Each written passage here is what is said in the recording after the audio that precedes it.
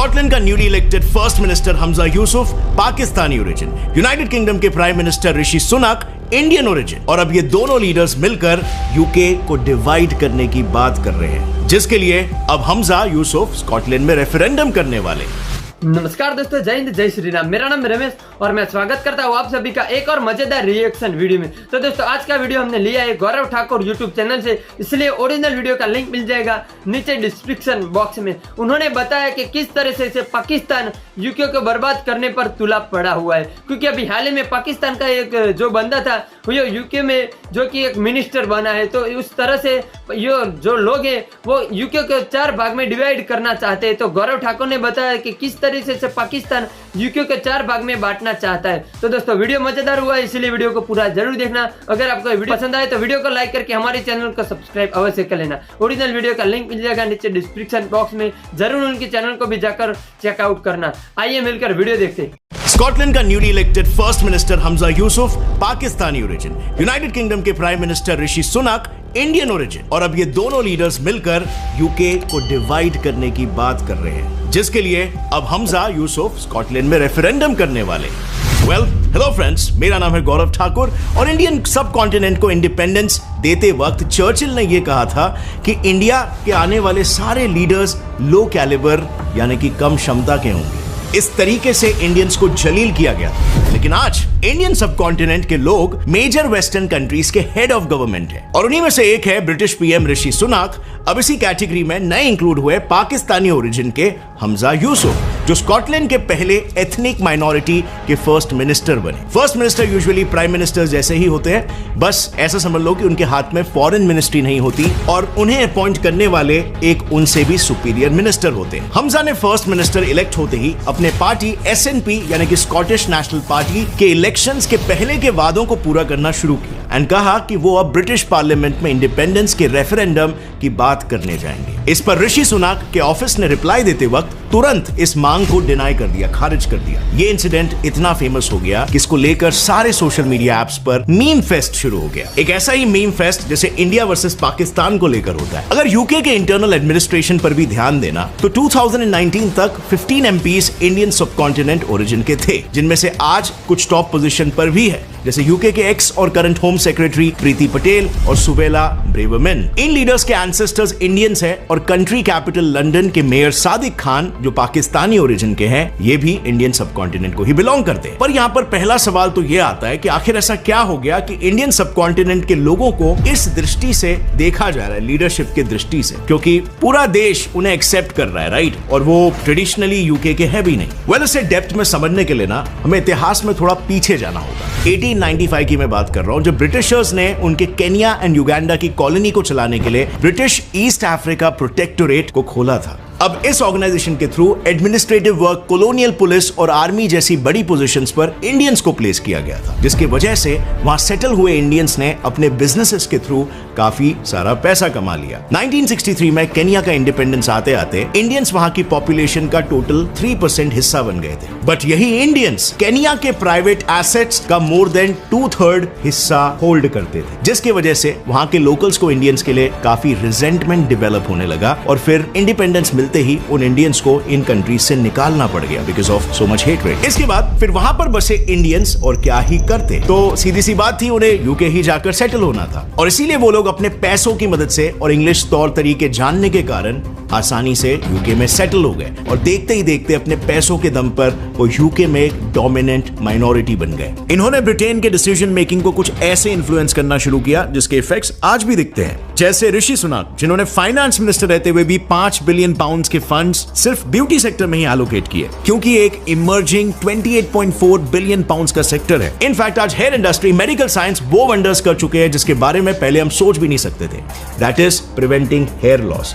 देखो, medically hair loss के भी 7 स्टेजेस होते हैं, जिसमें से स्टेज 1 से लेकर स्टेज 4 के बीच में अगर आप हो तो सही ट्रीटमेंट लेकर आप बालों को बचा सकते हो। लेकिन अगर स्टेज 5 के आगे चले गए तो सर्जिकल ट्रांसप्लांट जैसे रिस्की ऑप्शंस ही बचा सकते हैं। और इसीलिए इसके लिए साइंटिफिक अप्रोच वाला ट्रीटमेंट लगेगा जो त्राया आपको देता है। त्राया पहले आपके हेयर लॉस का टाइप, स्टेज, रीजन सब समझ के customised and doctor prescribed accurate treatment देगा। त्राया ने 2.5 लाख से भी ज्यादा लोगों को रिजल्ट दिखाए हैं 5 महीनों के अंदर 93% सक्सेस रेट के साथ। मैंने भी पर्सनली इनका ट्रीटमेंट डैंड्रफ के लिए यूज किया and it is quite effective.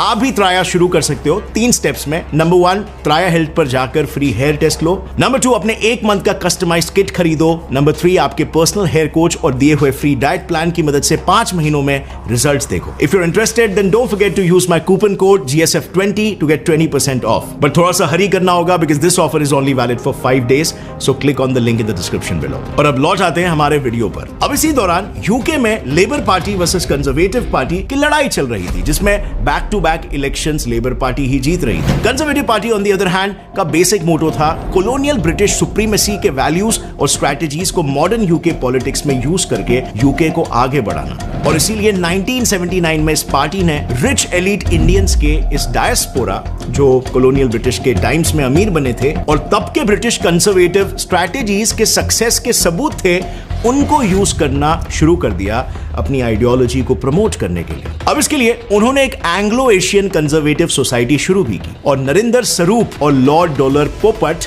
जैसे ब्रिटिश इंडियन कैंडिडेट्स को अपने पार्टी में लेकर टॉप पोजीशंस पर अपॉइंट कर दिया। अब अपने इसी स्ट्रैटेजी से कंजर्वेटिव पार्टी को जहां पर 1979 में 9% लोग सपोर्ट कर रहे थे, वहीं 1987 में 24% ब्रिटिश इंडियंस सपोर्ट करने लगे। इसकी वजह से वहां के इंडियंस का ब्रिटिश पॉलिटिक्स से एंगेजमेंट काफी ज्यादा बढ़ गया और यही एक मेजर टर्निंग पॉइंट है जिसके कारण आज इंडियंस यूके पॉलिटिक्स में इतने ज्यादा एक्टिव हैं और जो ना ही वहां के डिसीजन मेकिंग को काफी हेवीली इन्फ्लुएंस कर रहे हैं, बल्कि यूके देश की इकोनॉमी में भी इनका एक बहुत बड़ा हाथ है। आज ब्रिटिश इंडियन सिर्फ गवर्नमेंट एडमिनिस्ट्रेटिव सेक्टर्स में ही नहीं है, सारे एथनिक माइनॉरिटीज में इंडियन सबसे सक्सेसफुल है। इतना कि 15.4% लोग क्लास 1 पोस्ट जैसे प्रेस्टिजियस जॉब्स में है। जैसे फॉर एग्जांपल सिर्फ यूके के सबसे बड़े health organisation national health service NHS में ही 38,000 से भी ज्यादा डॉक्टर्स इंडियन सबकॉन्टिनेंट ओरिजिन के हैं और वहीं नर्सेस भी 50,000 से ज्यादा है। उसी तरह पुलिस फोर्स में भी इंडियंस इतने वेल रिप्यूटेड पोस्ट पर पहुंच चुके हैं कि लंदन जैसी मेजर सिटी के कमिश्नर पोस्ट के लिए इंडियन ओरिजिन के कैंडिडेट नील बसु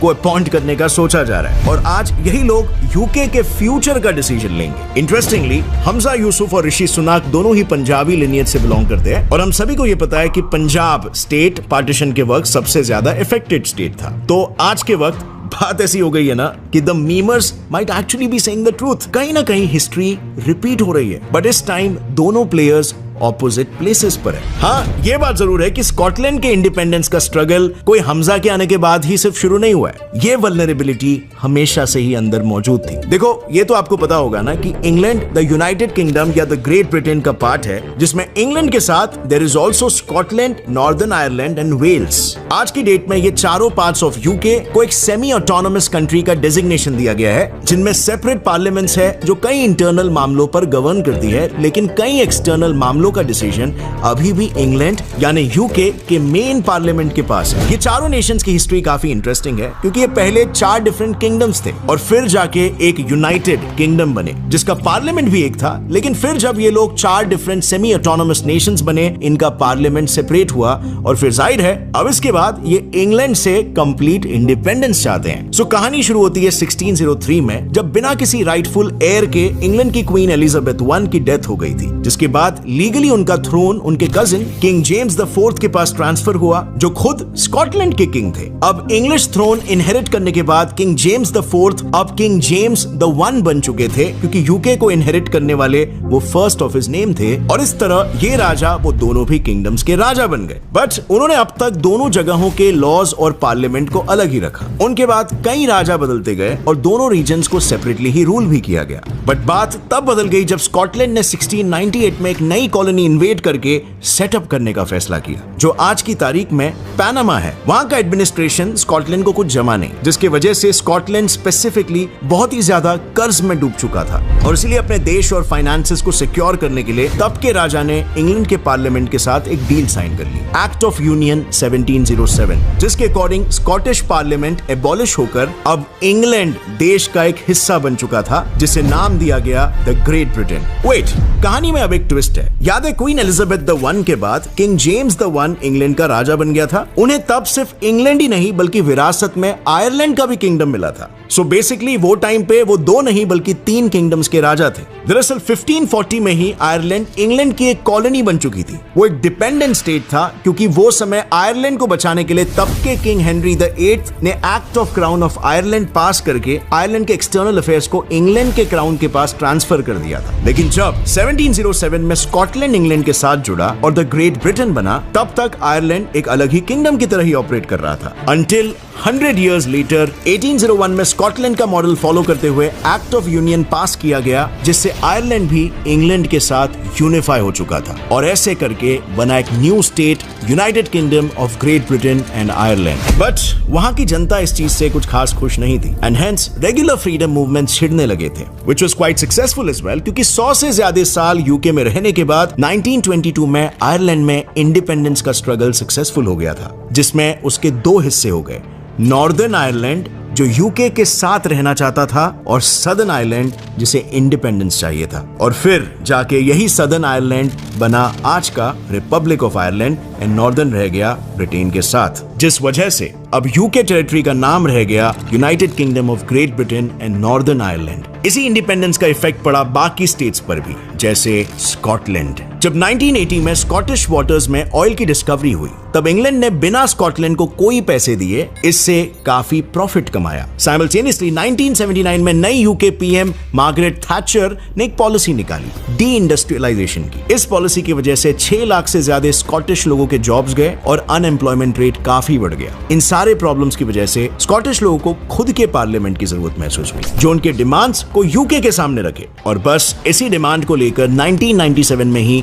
स्कॉटलैंड में एक रेफरेंडम हुआ, जिसमें 74% स्कॉटिश लोगों ने खुद के पार्लियामेंट को बनाने के फेवर में वोट किया और यूके को उनकी बात फाइनली माननी पड़ी। लेकिन यूके यहां पर भी खेल गया। उसने बस कुछ ही पावर्स का डिसीजन स्कॉटिश पार्लियामेंट के हाथों में दिया, जैसे agriculture, fishing, health services, education, ये सारे इंटरनल अफेयर्स स्कॉटिश पार्लियामेंट के पास आ गए, और इमिग्रेशन, फॉरेन पॉलिसी, डिफेंस जैसे एक्सटर्नल अफेयर्स यूके ने अपने पास ही रखे। इस सब के बाद भी यूके ने स्कॉटलैंड को एक्सप्लॉइट करना बंद नहीं किया। 2023 में यूके को यूरोपियन यूनियन का मेंबर स्टेट होने के कारण एग्रीकल्चरल सब्सिडी मिलती थी। अब देखा जाए तो यूके के टोटल एग्रीकल्चरल प्रोड्यूस में एक मेजर कंट्रीब्यूटर स्कॉटलैंड है, क्योंकि स्कॉटलैंड के टोटल एरिया में से 80% लैंड एग्रीकल्चरल पर्पसेस के लिए ही यूज होता है। लेकिन फिर भी लो क्वालिटी प्रोड्यूस और वेदर कंडीशंस का रीजन देकर ईयू से आए सब्सिडी का काफी छोटा पार्ट स्कॉटलैंड को दिया जाता था, और बस इसीलिए अपना हक पाने के लिए स्कॉटलैंड ने 2014 में नेशन वाइड इंडिपेंडेंस का रेफरेंडम चलवाया, जिसमें अनफॉर्चुनेटली सिर्फ 2% से स्कॉटलैंड का इंडिपेंडेंस रुक गया। लेकिन तभी स्कॉटिश स्ट्रगल ऑफ इंडिपेंडेंस में आया एक मेजर टर्निंग पॉइंट, जिसके वजह से वो बचे 2% लोग भी अब स्कॉटलैंड को इंडिपेंडेंस देने वोट करने के लिए रेडी थे, और वो है 2016 में लिया हुआ यूके का डिसीजन रिगार्डिंग ब्रेक्सिट। ब्रिटेन के ईयू ऑर्गेनाइजेशन से बाहर निकलने का डिसीजन आज उन्हीं पर कोई और तरीके से बैकफायर कर रहा है। ब्रेक्सिट का डिसीजन लेने 2016 में चारों यूनाइटेड किंगडम के टेरिटरीज में रेफरेंडम चला, जिसमें स्पेसिफिकली स्कॉटलैंड में 62% लोगों को ईयू में ही रहना था, यानी ये डिसीजन यूके के ऑब्जेक्टिव के अगेंस्ट था। मगर फिर भी यूके ने स्कॉटलैंड का डिसीजन कंसिडर ना करते हुए ईयू से निकलने का फैसला ले लिया, और यहाँ पर अपने एक्सटर्नल अफेयर्स खुद के हाथों में ना होने के कारण स्कॉटलैंड को भी जबरदस्ती ईयू से निकलना पड़ा, जो कि वो नहीं चाहते थे। और यही वो रेवोल्यूशनरी मोमेंट था जिसकी वजह से आज उनके first minister Hamza Yusuf independence की मांग कर रहे हैं, क्योंकि ब्रेक्सिट के हेवी इफेक्ट्स यूके से ज्यादा स्कॉटलैंड को सहना पड़ रहा है। यूके के इस एक्शन के बाद पाउंड्स डिप्रिशिएट हुआ, जिससे पूरे रीजन में इन्फ्लेशन आ गया। इस प्रॉब्लम को और एड अप करने स्कॉटलैंड के एक्सपोर्ट्स 47% तक गिर गए। इससे उनकी इकोनॉमी काफी हद तक हैम्पर हुई, जिससे लोगों की लाइफ्स पर तो इफेक्ट्स हुए, बट साथ ही एथनिक माइनॉरिटीज के against because of all this turmoil hate crimes भी बढ़ने लग गए। और आज के सिचुएशन में Scottish people are not at all happy with their condition, और यही है स्कॉटिश इंडिपेंडेंस के पीछे का मेजर रीजन। बट बात तो ये ना फ्रेंड्स कि यूके से निकल जाने के बाद स्कॉटलैंड भी बहुत सी चीजें खो देगा। जैसे दुनिया के सामने जो प्लेटफॉर्म यूके स्कॉटलैंड को प्रोवाइड करता है वो उसे और कहीं नहीं मिलेगा, चाहे वो इंटरनेशनल ऑर्गेनाइजेशन हो या स्पोर्टिंग इवेंट्स। और तो और यूके स्कॉटिश ट्रेजरी को ब्लॉक ग्रांट के नाम पर हर साल एक लार्ज चंक ऑफ मनी भी देता है, जो उसके टैक्सेस से भी ज्यादा है। इसकी वजह से कुछ क्रिटिक्स का ऐसा मानना है कि इंडिपेंडेंस के बाद स्कॉटलैंड सस्टेन नहीं कर पाएगा और वो इकोनॉमिकली कोलैप्स हो जाएगा। पर हिस्ट्री में हमने अक्सर देखा है कि ब्रिटिश के छोड़कर जाने के बाद कंट्रीज या तो सक्सेसफुल हो जाती है या फिर इकोनॉमिकली कोलैप्स।